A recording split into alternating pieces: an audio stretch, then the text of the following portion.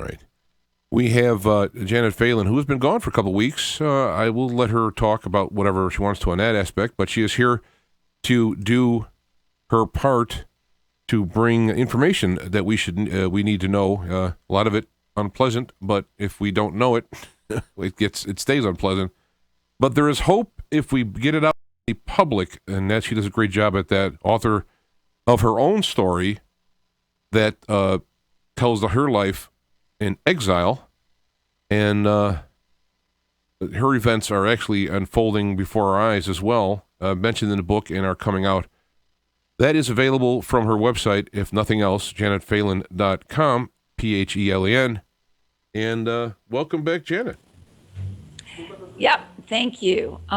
Actually, the best place to find the book is thebookpatch.com. Okay. And the book is Exile. But thank you very much for the plug. A couple things I want to talk about today, and I do want to say some things about Ebola, but first I want to bring up an article of mine that was recently published at New Eastern Outlook entitled "The Dance of Deception, the U.S. Holocaust Museum Caught Covering Up Genocide."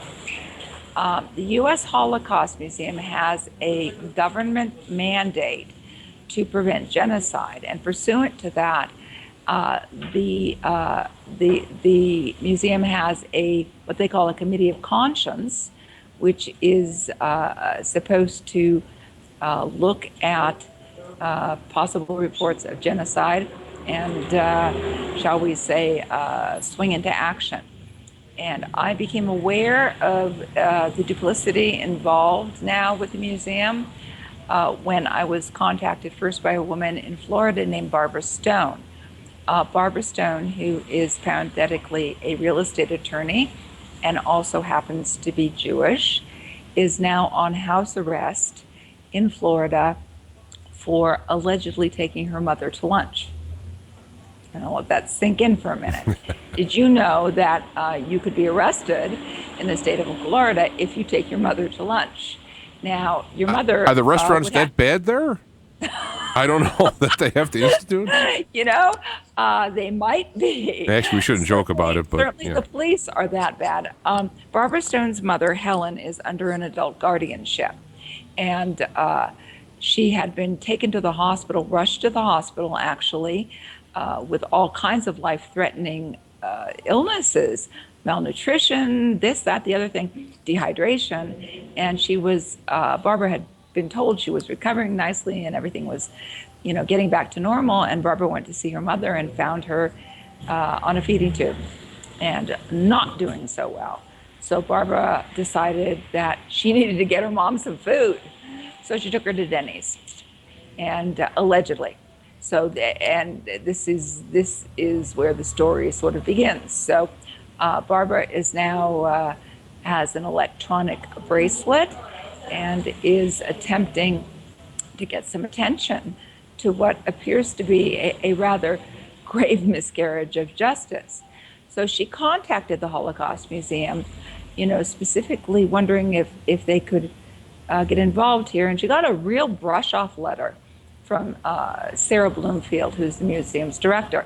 So at that point, I contacted the museum after speaking with Ms. Stone and sent them a letter, which is contained in this article. Once again, The Dance of Deception, the U.S. Holocaust Museum Caught Covering Up Genocide. And I asked the museum specifically, because the issues going on under these adult guardianships appear to be reminiscent of attacks on incompetent populations. For example, Hitler's T4 program, where he gassed to death hundreds of thousands of elderly and incapacitated ethnic Germans. Not Jews, not gypsies, just old people in Germany. They didn't fit his criteria for a master race. They were older, incapacitated, so, off to the ovens with them. So I specifically asked the Holocaust Museum if they considered Hitler's T4 program to be genocide. At that point, apparently the decision was made at the Holocaust Museum not to have any more contact with me. The letter, the exact reproduction of the letter is in the article. So at that point, I went ahead and contacted a lot of other people involved with the museum sitting on the board, including two people who I think should be of interest to the listening audience. One is Michael Chertoff. Michael Chertoff, former head of the Department of Homeland Security and author of the USA Patriot Act, it actually heads up the Committee on Conscience.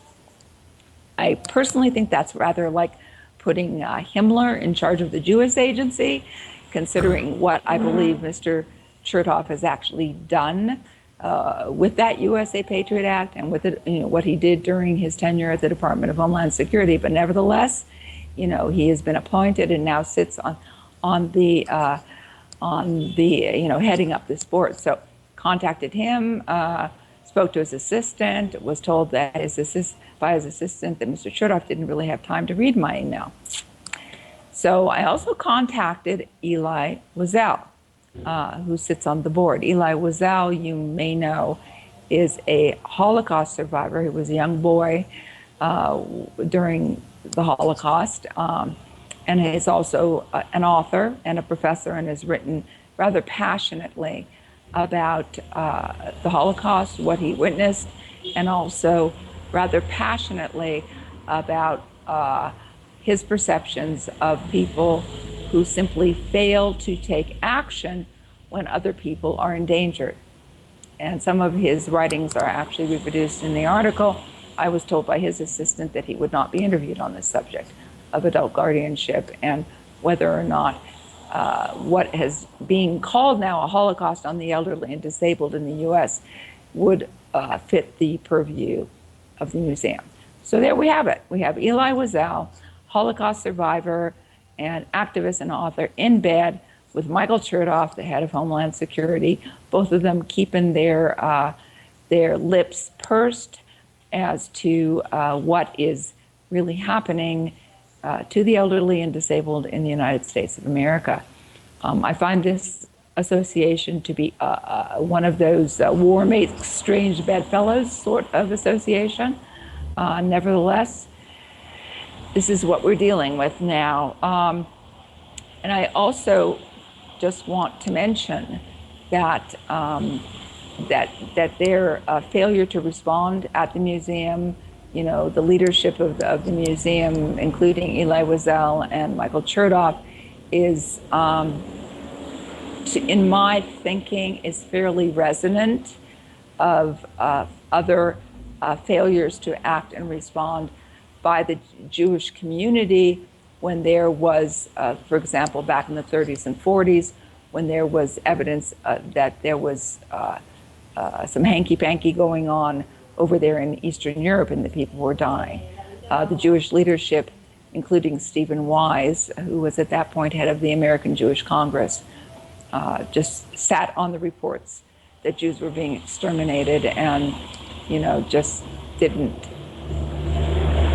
bother to mention it. So I am concerned that we are seeing again a certain level of disinclination in the Jewish leadership to tackle what appears to be threats to a specific population in the United States, and that population would be the elderly and disabled. So I wanted to make sure that this was discussed adequately. Once again, the article is "The Dance of Deception, the U.S. Holocaust Museum Caught Covering Up Genocide."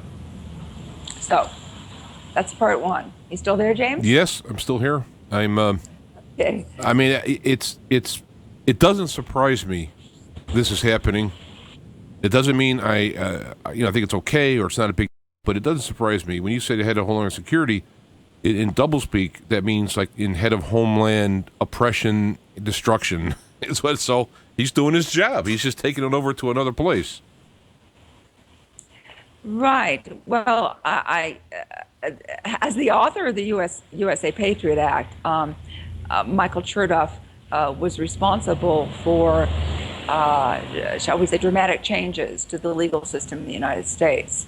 That particular piece of legislation basically cemented the U.S.'s capacity as a surveillance state. And there are a number of other issues that were embedded into the USA Patriot Act, which are discussed in the article. So I do encourage people to read the article. Once again, it is on New Eastern Outlook, no longer on the front page. It is on the front page of my website, janetphelan.com. And I will have the link. I will have the link down under for those who are watching this on YouTube and on the archive page from the show. And number two. Yes, and one more thing.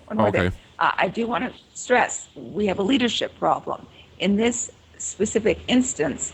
This is a leadership problem of a Jewish agency, which is allowing. Well, Barbara Stone is Jewish, her mother is Jewish, allowing other Jews to simply be attacked. The leadership issue is what concerns me, rather than specifically that these people are Jewish. It does so happen also that on the board of the museum are other congressional leaders like Orrin Hatch, who is certainly not Jewish. He happens to be Mormon. He was also contacted, and also his office declined to respond. So I wanted to make that clear. Thank you, James. Okay. And so number two. Number two. That was the I'm DJ actually thing. Trying to pull something. I'm having a little problem with my email for some reason. There we go. I think that's better. Okay. I have something on my email that I wanted to discuss that has to do with Ebola. What is going on? Okay. I have a very clear perception that, and we've discussed this before on the show, that the U.S. is facing a major biological weapons attack. Is it Ebola or is it not Ebola? And in fact, is Ebola even really what is of concern here? And let me amplify what I mean by that. We have some very strange, shall we say, behaviors now in evidence by our leadership in the United States concerning Ebola. For example, the fact that Amber Vinson, who was a nurse who had treated the Ebola patient in Texas who died, that she was allowed onto an airplane to fly to Cleveland when she had already come down with a temperature and had reported that she had a fever. That should have been cause enough to keep her from flying. Nevertheless, she was allowed to wing her way to Cleveland and possibly spread what was later termed to be her case of Ebola. The U.S. has put a lot of money and careful attention into creating a pandemic agent. Now, that may sound shocking to those who have not followed this story, but the fact is that the U.S. has. Now, in order for a particular pandemic to occur, for an outbreak to be very serious, there have to be 4 factors, and I'm quoting here a professor of epidemiology at the Imperial College in London, and he basically described 4 factors that are crucial in determining how severe an epidemic will be. First, how easily the disease is transmitted. Second, how feasible it is to develop a vaccine and a treatment. Then, how long before symptoms are visible the patient is infectious. And the 4th factor is the severity of the disease. What proportion of people who contract it will die? Now, initially, Ebola was not considered to be a very serious concern for a possible pandemic agent because Ebola is not known to have transmitted so easily. It is not known to have been airborne and is not that catchable, was not thought to be that catchable. Basically, people die too quickly. Unfortunately, this particular strain of Ebola that we're seeing now appears to be quite a bit more infectious. And even those two nurses who came down with Ebola, who were treating the other Ebola case in Dallas, there are some concerns as to how they caught it, because allegedly they were following appropriate protective procedures. And given how quickly this Ebola is spreading in Africa, how many people are dying, it appears to be quite a bit more infectious than previous strains of Ebola were thought to be. That does open. I do have some information that you may be aware of, maybe not. If you are, just stop me. I will put the links. Excuse me. I'll put the links below. I got an email from a listener who sent me a link to a show that was done on the Edge AM, talking to Dave Hodges, and he outlined a lot of interesting points. One of the things I will highlight is that the CDC, the NIH, patents on existing Ebola and related vaccines. Also, the Ebola that we are seeing is a modified version that is not the classic Ebola, which, as you pointed out, would not react this way. And so it seems that they are bringing in at least enough cases to raise panic, possibly bring in a medical, what do you call that, martial law, and whatnot. A state of emergency martial law, yes. And that's actually, as far as I see it, that is the real concern here. And we're going to get to that in just a moment. I want to mention here that The Guardian, which is, I think, at this point, a very peculiar publication. They cover things, some things just incredibly well, and then rush off and hide under their desks about concerning other stories. But they did run a story in which one of the big banners said, and this is very interesting, it says, Ebola isn't the big one, so what is, and are we ready for it? Now, this seems to confirm the perception that there is a big one out there. They're saying it's not Ebola. I'm not so sure that Ebola isn't going to be used as the big one. And let's talk for a minute about what the big one, the big pandemic, might entail. It very likely will entail states of emergency being declared and quarantines. Now, why is that important? And I am working on an article right now that should be published shortly, potentially entitled Sitting Ducks, concerning what is the big deal about travel restrictions and quarantine, because it sounds like a good thing, right? So people can't be getting on planes like from Dallas to Cleveland, like Amber Joy Vincent did, and potentially spreading the disease. The problem is, if you don't have a really, let's say Ebola is being hyped up a little bit more than it needs to be in order to possibly produce the calls for states of emergency and quarantine and travel restrictions, people will then be restricted to possibly their cities or their homes. Why is that a problem? The problem is that they then become sitting ducks should the water system be used as a delivery system for something else.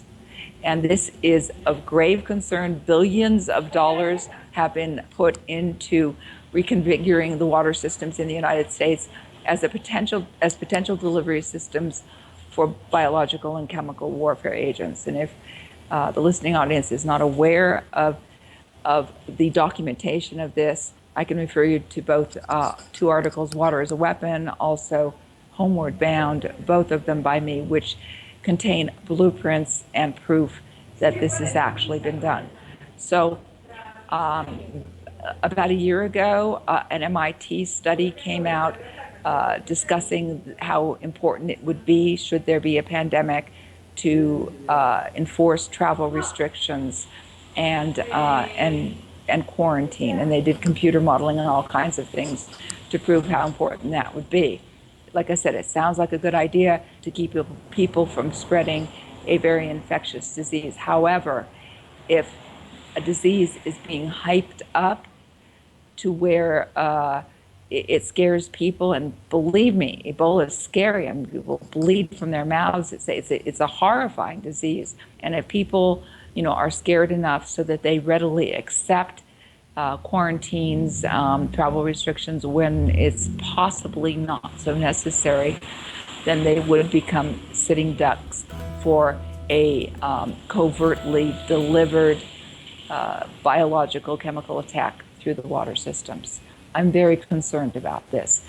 In my book, Exile, I basically discuss two issues that have to be at play in order for this pandemic to be released on a wide scale, the possible waterborne pandemic. One is the invasion of Syria. Okay, that's happening right now. And the other is, basically a big scary pandemic, which is going to enforce quarantine. So I am concerned that we may be looking at these conditions being set up right now. So I do want to store water. If they do start, I believe Connecticut has already declared a state of emergency over Ebola, and if this does become more hyped up and more widespread, don't drink the water. Yeah, there's no question. Have your water stored in drums in your basement or whatever, because believe me, don't believe me. Look at the documents yourself. Read the articles. Read the work. The water, the water systems have been reconfigured, can be used in this manner, and in order for it to be effective, people would have to be restricted to their residence. Okay, go ahead, James. What were you going to say? Well, no, I mean, this is all coming out of Pike, and there's several different routes this all can happen anyway. Ebola, right. War. I mean, people starting to wake up, and maybe there's having some discontent locally. I mean, you name it all of those configurations still point to the end results. That it's clear that somebody wants a lot of people dead. The method and the madness is open for discussion, I guess. How we get to the method, anyway. Right, and I certainly don't want to suggest that the water system is the only delivery system. It is a major one. Other ones are vaccines. Vaccines are also of grave concern. I found it very interesting that Canada, I believe it's called New Links Genetics, has been working on an Ebola vaccine for 10 years, and lo and behold, it's just now ready. Okay, yeah. And the timing is impeccable. Good work, Canada. I'm being a little sarcastic here. Yeah. But they are going to be shipping this trial vaccine to the WHO in Geneva on Monday, tomorrow. So vaccines are also of concern. I wouldn't have anybody from the government sticking a needle in my arm personally, but people have to make their own decisions here. I've inquired to have some people I know who are really into this stuff come up with ways to perhaps prepare us for a mandatory one to fight off whatever it may do. But we have to go. But I wanted to mention Steve, who was listening, chimed in on your first article saying he was Polish-born and he was in Auschwitz, and he completely understands your, the segue from there to here in your article. So I wanted to mention that. All right. Well, thank you. I do appreciate. Thank you very much, James. I do appreciate your work and being here. I'm glad to see you're still here, and hope to see you next week. See you next week. Have a good week. Bye-bye. Bye.